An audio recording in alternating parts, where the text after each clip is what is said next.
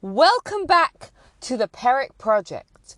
Usually we aim for moderation. It's never good to be too extreme in any one direction. But there's one exception, and that is when it comes to our ego, because it's so easy to fall into the trap of our ego, and it can be such a negative force in our life. So we're given the advice to be exceedingly humble in spirit. In fact, the word that is used, me'od, extremely, is doubled up, because we're told to not only be extremely, but also authentically humble. Now, how do we do this? So the story is told. It's a fictional story about a guy, Rabbi Yerucham, and he was a very humble guy, and he was also a very righteous person. In fact, he fasted every single day. Now, someone was suspicious that his humility was a false type of humility, and he wanted to trip him up. So he once introduced him, and he said, "This Rabbi Yerucham, he fasts every Monday and Thursday." And Rabbi Yerucham stopped him and said, "No, that's not true. I fast every single day." So how do we stay authentic at the same time as being extremely humble?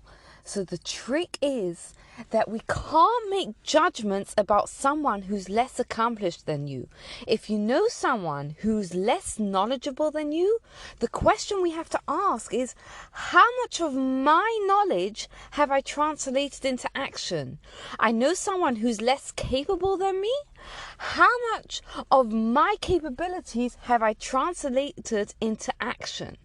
We have to ask ourselves how much spiritual mileage I'm getting out of my personality. And here, the Mishnah is going to give us a very vivid image to help keep us grounded. And in fact, this is backed up by research that if we want to change, a very powerful tool is to conjure up a very, very vivid image in our mind. So wait for this. It tells us, what right do we have to be arrogant and proud when we are all mortal, and the physical body is destined for the worms? It's vivid, but it's telling us that the word that it uses is tikva, which means hope. It's telling us that we have 3 safeguards to keep us grounded and to keep our ego at bay. What are those? The first is Torah study, reminding ourselves how great we can be and how we can strive for greatness. The second thing is Shema, by remembering that there's a God and there's a plan. It helps keep us in check. And the third thing is remembering our mortality, because when we remember that, it puts everything else into perspective. And interestingly enough, this is the imagery we use when we ask God for compassion, because just like it helps keep us in check and it helps us keep grounded, that is why God has compassion on us and forgives us, because we are human.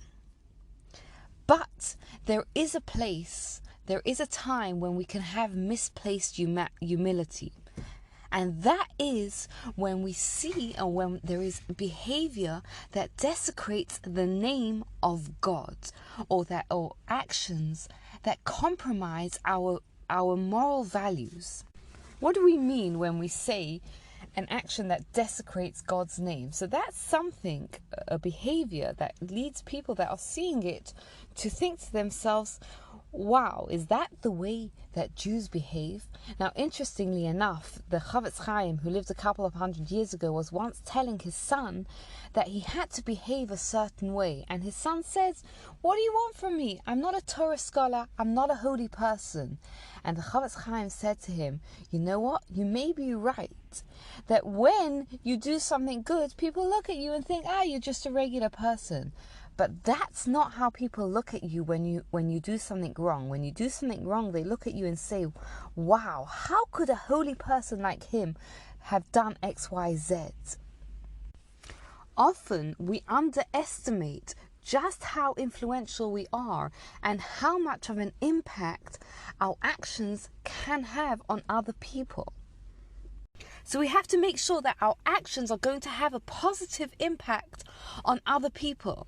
And at the same time, keep grounded and remember to stay extremely and authentically humble. Thank you so much for listening.